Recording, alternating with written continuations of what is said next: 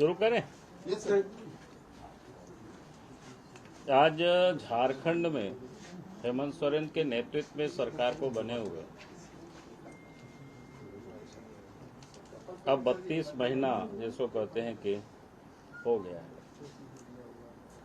32 महीनों की शासन के कालखंड को हम सब लोग अगर देखते हैं तो आपको बड़ा ही वो निराश करेगा। इस उम्मीद के साथ झारखंड की जनता ने हेमंत सोरेन को सत्ता सौंपा था, लेकिन 32 महीनों में हम समझते हैं कि शायद पहली दफा जनता इतनी निराश और हताशा हुई। और जब सरकार के ऊपर गड़बड़ी के आरोप लगाए जाते हैं तो वो आदिवासी कार्ड खेलते हैं। बार बार आप सब लोग सुने होंगे कि वो कहते हैं कि वे हम आदिवासी हैं, हमको इसलिए लोग परेशान करते हैं, हम गरीब हैं, हम इससे आए हैं तो इसलिए लोग परेशान करते हैं। लेकिन वास्तविकता अगर आप देखें तो इस राज्य के अंदर में सबसे अधिक अगर कोई पीड़ित रहे और प्रताड़ित रहे तो वो आदिवासी रहे, संथाल रहे, गरीब रहे, यही सारे लोग पूरी तरह से प्रताड़ित रहे। और किस प्रकार से प्रताड़ित रहे, कहां कहां क्या हुआ, अगर थोड़ी सी, मैं पूरी घटना तो पूरे राज्य की वर्णन करना यहाँ संभव नहीं है, लेकिन कुछ घटना को मैं जरूर उल्लेख करना चाहूंगा। आप सबको पता है कि पहले साहेबगंज की घटना, रूपा तिर्की की घटना आप सबको पता है। रूपा तिर्की की आवास में संदेहास्पद स्थिति में उनकी मौत हुई। उनकी कोई भी तस्वीर जिस किसी ने भी देखा होगा तो कोई भी व्यक्ति नहीं कह सकता है कि वो कोई सुसाइड किया हो। रूपा तिर्की ट्राइबल महिला थी, तेज तर्रार दरोगा थी। और उसके बाद जब उनके परिवार के लोग वहां लाश लेने गए थे, उनकी माँ, उनकी चाची, बहन, सारे लोग, तो उस समय मुख्यमंत्री के प्रतिनिधि का भी नाम वो लोगों ने लिया, लिख करके लोगों ने दिया, लेकिन एफआईआर में वो दर्ज नहीं किया सरकार ने। और उसके बाद उसके परिवार के लोग मांग करते रहे कि पूरे मामले की जांच सीबीआई से होनी चाहिए। लेकिन सीबीआई से जांच की बात तो दूर रही, बल्कि उस परिवार को ही लोग धमकाते रहे। और अंततोगत्वा उस परिवार को फिर हाईकोर्ट की शरण में जाना पड़ा और हाईकोर्ट ने फिर सीबीआई जांच के लिए आदेश किया। अभी भी सीबीआई जांच चल रही है। मैंने इसलिए इस बात को ये उल्लेख कर रहा हूं क्योंकि राज्य के मुख्यमंत्री बार बार कोई भी आवाज हम लोग उठाते हैं, आंदोलन होता है तो कहता है कि हमको बीजेपी वाले परेशान कर रहे हैं, हम आदिवासी मुख्यमंत्री है इसलिए हमको लोग परेशान कर रहे हैं।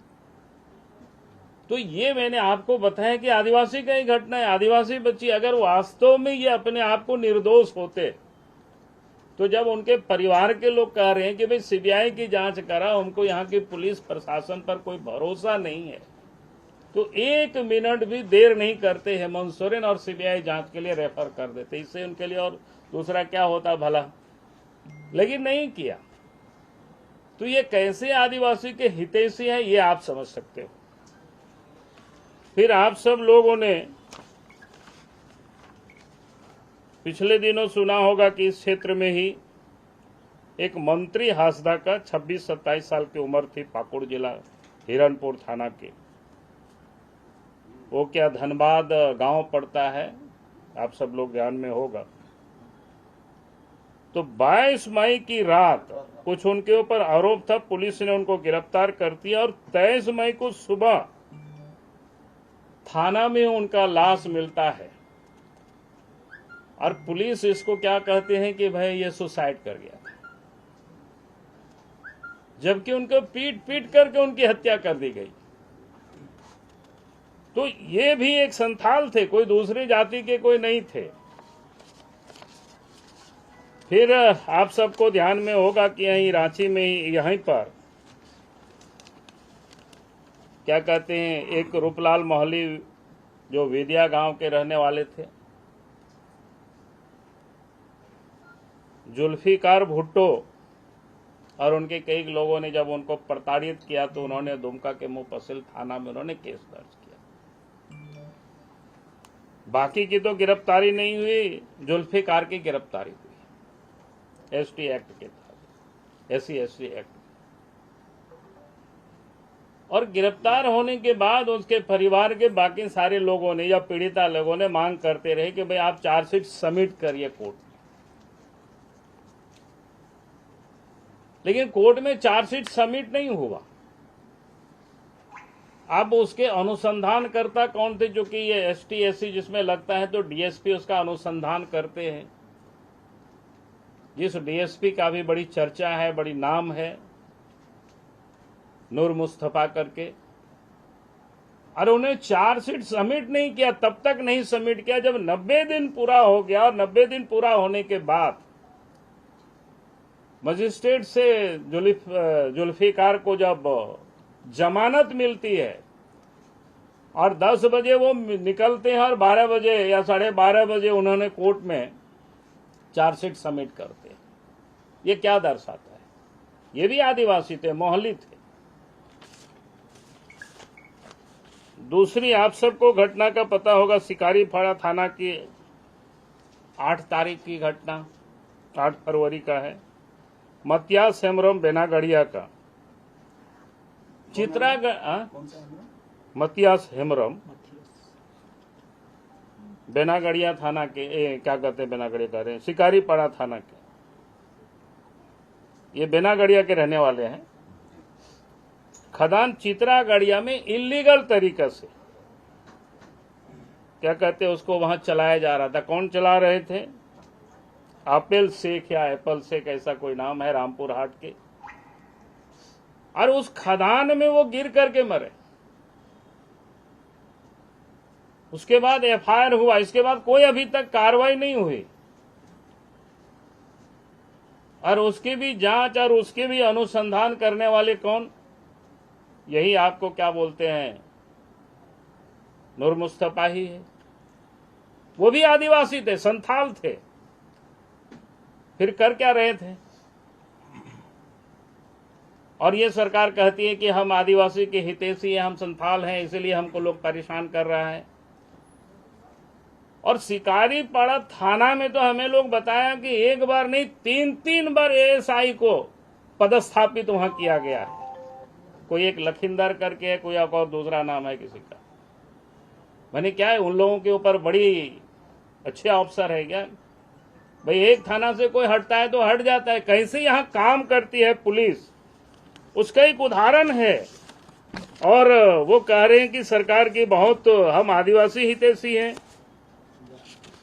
और तो और आप सब लोगों के ध्यान में भी होगा, दुमका के SP ने पत्र लिखा है उप महानिरीक्षक को नूर मुस्तफा के बारे में, जो बाकी केसों का जो अनुसंधान और बाकी उसके रिपोर्ट या कार्रवाई के लिए जो कहा गया, लेकिन उसका कोई अनुपालन नहीं।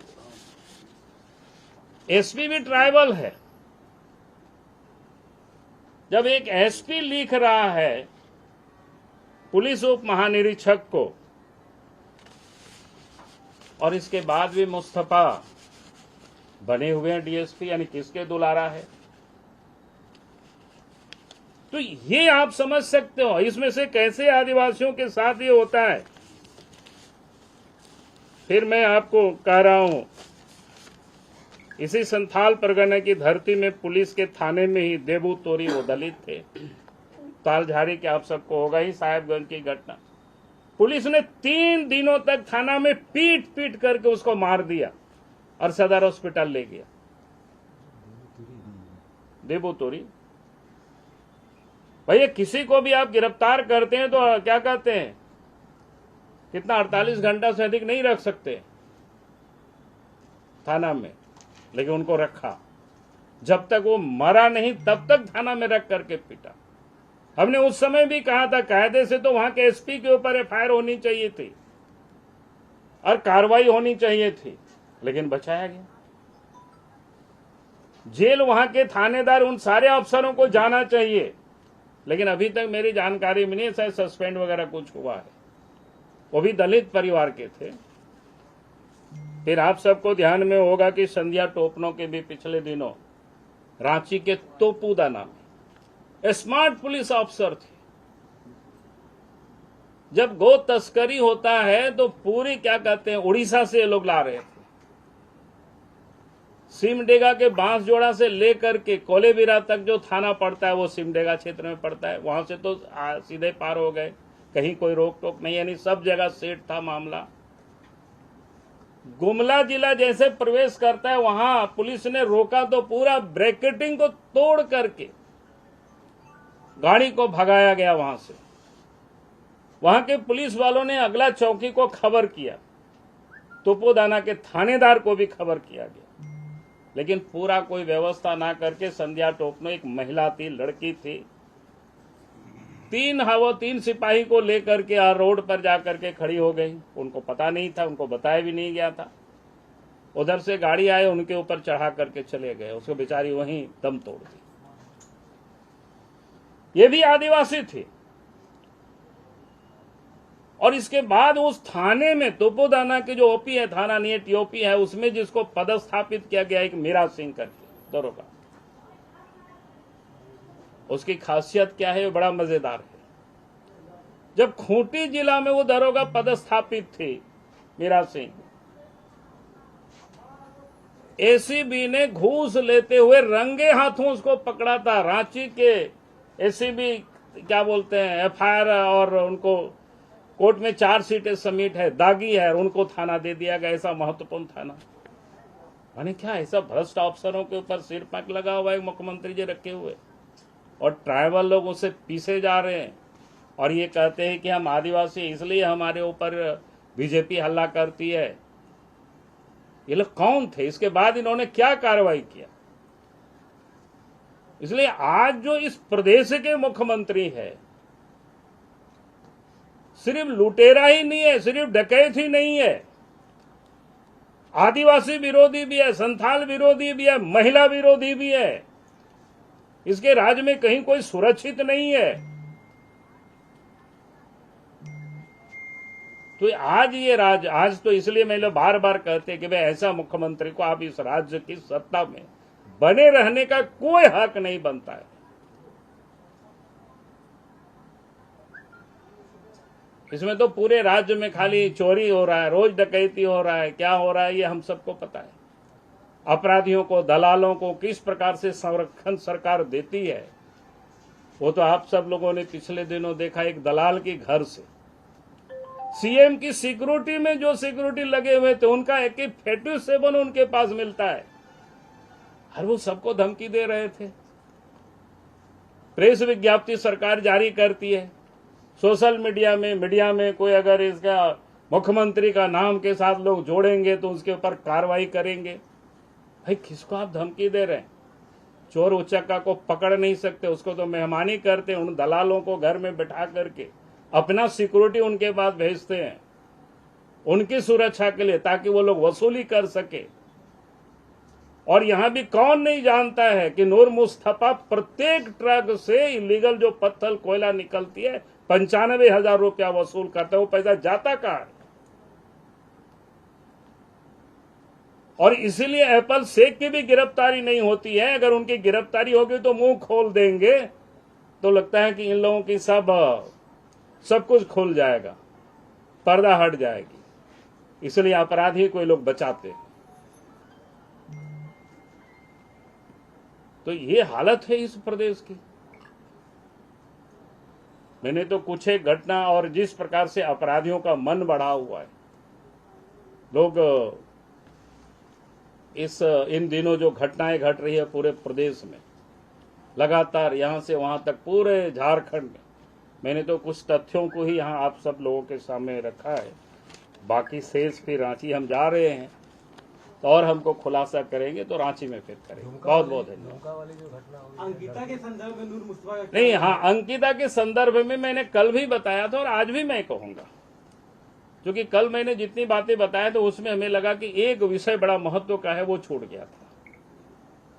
बचाने की कोशिश, क्या कहते हैं, अंकिता को बचाने की कोशिश नहीं हो, बल्कि अपराधियों को बचाने की अधिक कोशिश की गई। आप देखिए भाई, आप 23 तारीख की सुबह से लेकर के और 24 तारीख की सुबह तक वो समझिए लाइलाज ही रहा है, उसका कोई इलाज ही नहीं हुआ। क्योंकि सदर हॉस्पिटल की स्थिति तो हम सब लोगों को पता है, वर्ण की क्या स्थिति है, बाकी सामान्य बीमारी के वहां नहीं है तो बनका डॉक्टर ने तो बता भी दिया कि यहाँ नहीं हो सकता है। फिर प्रशासन चुप रही, दिन भर किसी प्रकार से इधर उधर से जुगाड़ किया, रात में 9-10 बजे फिर यहाँ से गाड़ी खोली और सुबह 4:30 बजे रिम्स पहुंचते हैं। तो रिम्स की भी क्या हालत है, किसी से छुपा हुआ नहीं है। 8-9-10 बजे डॉक्टर्स आते हैं तब इलाज हुआ होगा। अब मैं ये कह रहा हूं कि एक तो दिन भर यहां रहे भाई, उनको एयरलिफ्ट कर सकते थे, हेलीकॉप्टर मंगा सकते थे। आप सबको पता ही है वो घटना क्या बोलते हैं, निर्भया का घटना। भारत सरकार ने उसको सिंगापुर तक एयर एम्बुलेंस से भेजा।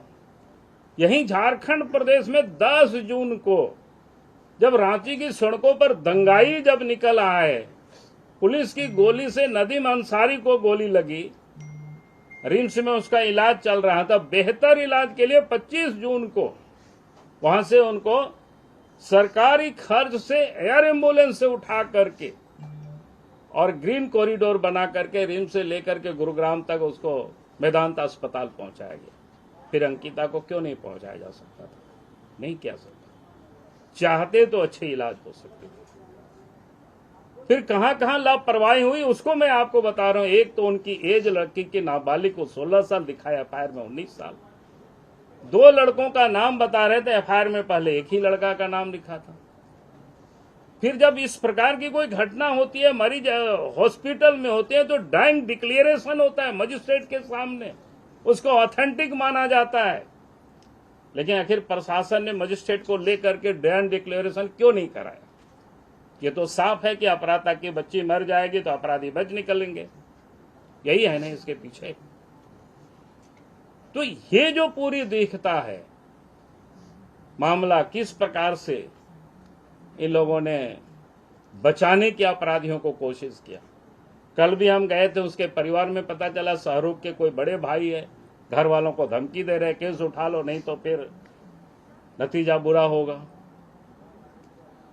और मैं तो इसलिए कहता हूं कि 120B के तहत मुस्तफा के ऊपर भी केस मुकदमा होनी चाहिए, मैंने केस दर्ज होनी चाहिए। और जहां शाहरुख और जहां छोटू खान जेल में है वहीं उनका स्थान होनी चाहिए। तभी हम समझते हैं कि अंकिता को न्याय मिलेगी, उनकी आत्मा को शांति मिलेगी।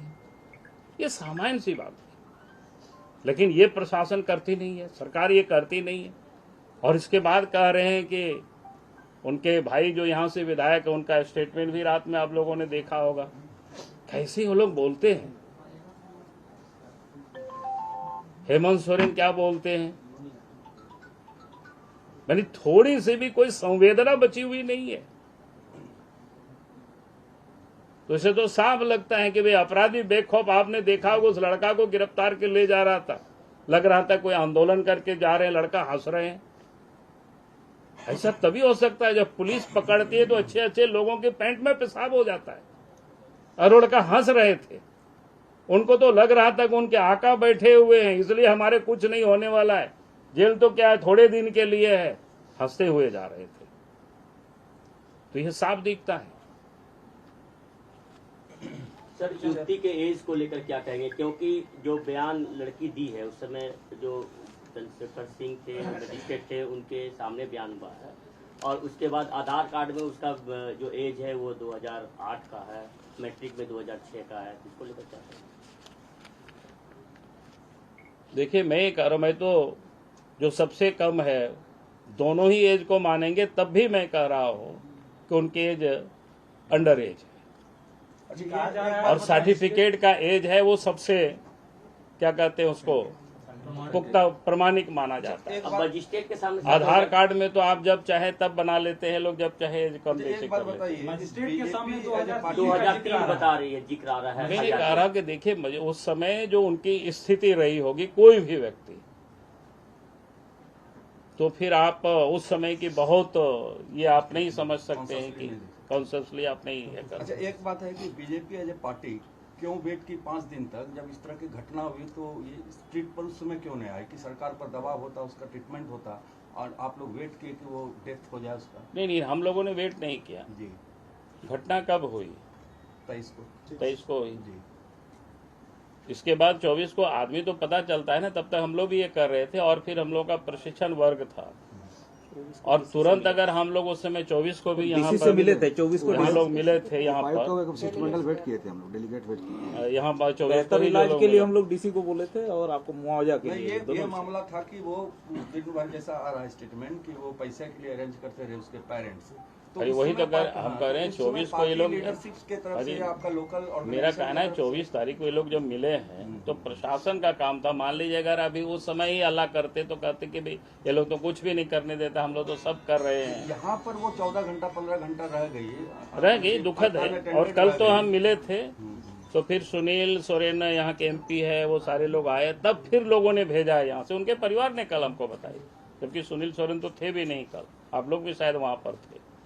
अगर हमें लगता है कि पार्टी नहीं होते तो फिर शायद उस समय भी रात में नहीं जा पाती अगर लोग नहीं प्रयास वो करते। क्या गवर्नमेंट अरेंजमेंट से वो एम्बुलेंस वगैरह का खर्च कौन दिया? हमने कौन दिया, लेकिन ये सब कराने के लिए हमने कहा कि MP आए यहाँ पर। ये दबाव अगर सवेरे से पार्टी की तरफ से आपका होता कि इसको इमीडिएटली लेकिन सवेरे से जब पता चला 24 तारीख तो लोगों ने गया ही है भाई। अगर 23 तारीख को तुरंत आदमी को पता भी नहीं चल पाता है ना, कोई भी घटना होता है तो सारे चीज। सर एक ट्वीट किए हैं आप हॉस्पिटल को लेकर, क्या इसको मानते हैं? अरे मानते क्या है, हॉस्पिटल की जो हालत है वो आप सबको पता है। अच्छा, ये SP साहब जो उसके नूर मुस्तफा के खिलाफ लिखे हैं, किसी पर्टिकुलर केस में लिखे हैं या डेट वगैरह कुछ है आपके पास कि कब वो ऐसा लिखे हैं उस पर एक्शन के लिए? और DIG को लिखे हैं और DIG को ही फिर से सुपरविजन में दिया जा रहा है, सेम DIG है यहाँ पर, तो फिर उनसे कैसे ये किया जा सकता? अभी डेट इसमें ऊपर नहीं आया है यार, किसी पर्टिकुलर केस का उसमें जिक्र है कि? हाँ है, कई केस है उसमें से। उसकी कॉपी दे पाएंगे सर? अब कॉपी तो नहीं देख पाएंगे अभी तो, बोलिएगा बाद में हम व्हाट्सएप से आपको भेज देंगे, ठीक है ना। अब बाकी हमको लगता है आपके मित्र लोगों के पास भी होगा प्रेस और इसके साथ, आप लोग भी थोड़ा खोज लीजिएगा, SP से भी मिल लीजिएगा, SP भी दे देंगे, क्या है, हमको ये सब नहीं लगता है कि सबको नहीं देंगे। और सर हॉस्पिटल को लेकर क्या? हॉस्पिटल को लेकर के क्या, हॉस्पिटल की तो दयनीय हालत है भाई। सरकार को कहाँ चिंता है कि हॉस्पिटल को ठीक कर। अब क्या बोल रहे कॉलेज हॉस्पिटल हो गया ना अब तुमका? अरे मेरा कहे कोई भी हॉस्पिटल हो जाए, रिम्स में तो एक हॉस्पिटल है, रिम्स को लेकर के आपने देखे हुए हाई कोर्ट ने कई बार कई चीजों के बारे में टिप्पणी की। सबसे बड़ा चीज क्या है बाबू जी, दुमका बहुत ही शांतिपूर्ण जगह है, उसको और भी कुछ सवाल किसी का? चलिए भाई, बहुत बहुत धन्यवाद। लक्ष्मण जी, लक्ष्मण जी,